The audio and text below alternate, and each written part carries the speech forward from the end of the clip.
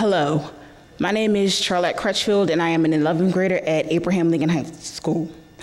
I would like to start off with 2 quotes based on community and environment. A community should not be a group full of people, but a tree with leaves that never fall. Walk the earth's grounds with success and respect in mind. Embrace the earth's beauty and cherish its design. I care, the chronicles of who I am. Community, a powerful word that stands as a statement for those who stick together and work as one. Environment, a motivational word that portrays the perfect silhouette of why we as a community should work together. I wouldn't just say that I care, but I would say that I am the community. I am the environment.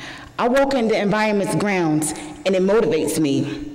I listen to the sounds of my community and I realize it needs me. So I, as a champion, will take my place and soar through life's downfalls, and I will not stop until my community and environment is ready to rise as a champion with me. What I have done so far for my community is keep it safe and keep it focused. Focused on the future and focused on success. Focused on life and focused on being the best. I have introduced the beautiful art of poetry to the children and teenagers of my community. They have learned how to write with dignity and confidence, and it truly is an honor to be a part of something so original and unique. In addition, as an active participant in my environment, I have worked for the Unlitter Us campaign, which has helped free neighborhoods of waste and has encouraged citizens to recycle. This volunteer organization has also inspired local homes and businesses to keep their streets clean and well-groomed, persuading them to recycle and keep recycling in trash bins outside their buildings, which is meant to encourage citizens who pass by to throw away their trash. Poetry, a word that describes the very person I am and the very person I want to be for my community. I am in the process of creating a poetic program for my community to encourage our young citizens to get creative and speak their minds. I have confidence that this program will soar through the world and stick around for many generations. Dance, a word that describes how I feel about the environment. We walk on the earth's floors every day, not expecting to fall, but expecting the earth's grounds to remain strong and to keep us balanced. But the direction our community is going due to littering and careless citizens, I don't believe our earth can hold on much longer. So I knew that something had to be done, and I took it upon myself to create a STEP team known by the name of the ECE Clan, Earth, Community, Environment. Honestly, with each step we take, we perform, we stomp the ground with sympathy, respect, and pride. Now that we have enough members, we like to perform so we can receive profit. And with the money we make, we will encourage those around the world to help keep our world strong because we care, because I care.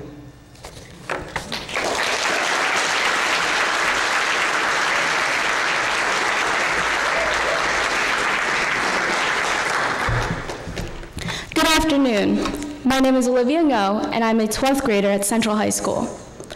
On the first day of high school, everyone has their fears. The uncertainties of high school were endless, but my biggest fear was public transportation. Up until that point, my parents kept me sheltered within the comforts of their car, but now I had to deal with the unpredictability of SEPTA. A few months later, the news of the development of a casino in the Market East Gallery became public. The casino was planned to be built above one of the largest public transportation hubs, the very one I used to get to school every morning and home every night. My fear of public transportation escalated, and so did my parents. My parents were concerned about the type of people that the casino would attract and feared for my safety. I spoke with several of my classmates, and an alarming number of others felt the same way. I saw this corporation take away the sense of security from not only the community it overshadowed, but everyone who traveled through that area. I was outraged at the idea of students who thirsted for knowledge being afraid to go to school. This is when a group of students and I founded the organization Students Against the Gallery Casino. I became one of the student organizers around the issue, which included attending rallies, protests, town hall meetings, marches, and organizing a student speak out.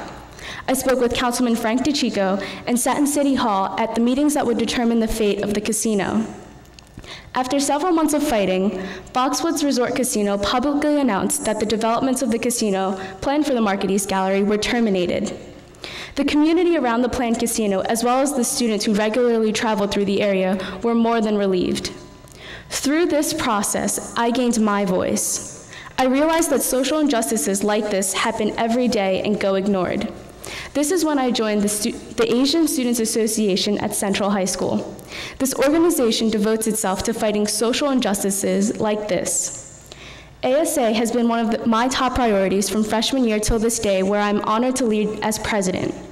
Every year, ASA organizes a conference called the Philadelphia Immigration Cultural Conference, which is open to high school students around the Philadelphia area to attend and learn about immigrant issues. As president, I have the privilege of leading a bright group of students in organizing this conference.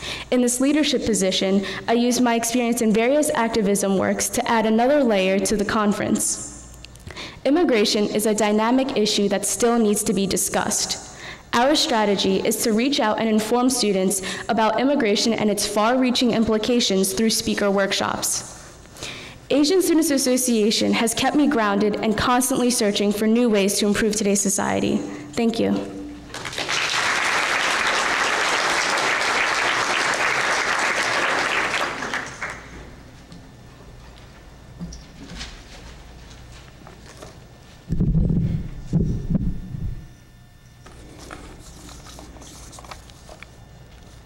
Good afternoon, everyone. My name is Brianna Alexander, and I'm a senior at Motivation High School. Sometimes it's that one negative experience that influences some of the greatest changes. I can still hear the ringing of his words. "Ooh, what happened to her hand? It's missing." The boy wore a disgusted and disturbed expression that would have been detrimental to any young girl. At that moment, I was crushed. I couldn't understand how I, Mommy's princess, could have been so imperfect. I was born with one hand. There was an amniotic band that formed around my right hand before my birth, and because no doctor could detect it, it completely hindered the growth of my right hand. As a child, I was completely unaffected by my missing hand until the day there was public attention brought to it. I remember that moment so vividly because it made me feel less human than others. Once I said to my mother, "I don't think people staring or saying things about my hand is ever something I can get used to." And she replied, "You don't have to. You just need to understand that you're special. You're not like any other person." It wasn't until later on in my life that I actually grasped what she meant. In my older years, I took to writing poetry to express how I felt. One day as I was writing, my younger sister Kiara said, "Bree, you know why I copy off you? It's because I keep thinking that one day, if I do, I'll be able to do the things that you do when I'm older." Her innocent words helped me to recognize the extent to which my life was being overshadowed by my insecurities. I realized that my having one hand was not an accident. It has ultimately made me stronger, shaping and molding my individuality and self-esteem. In addition, it has made me more capable of appreciating the imperfections of the human race. Being able to escape the barrier of my insecurity has been something that inspires me even until this day to work to change the lives of others. Now I understand that one of the best ways to help others who struggle with varying issues, whether it be with education, health, poverty, anything of the sort, is to give back. At this point in my life, I know better than to let my having one hand discourage me. It has instead become a steady source of motivation that inspires me each day to help others. Furthermore, the feeling of service is truly indescribable. So whether I'm making pillows for the homeless, tutoring a young child in math, or collecting toys for the underprivileged children during the holidays, I am changing a life. Now, service has become so significant to me that I have made it a mission to change the world one commitment at a time. Thank you.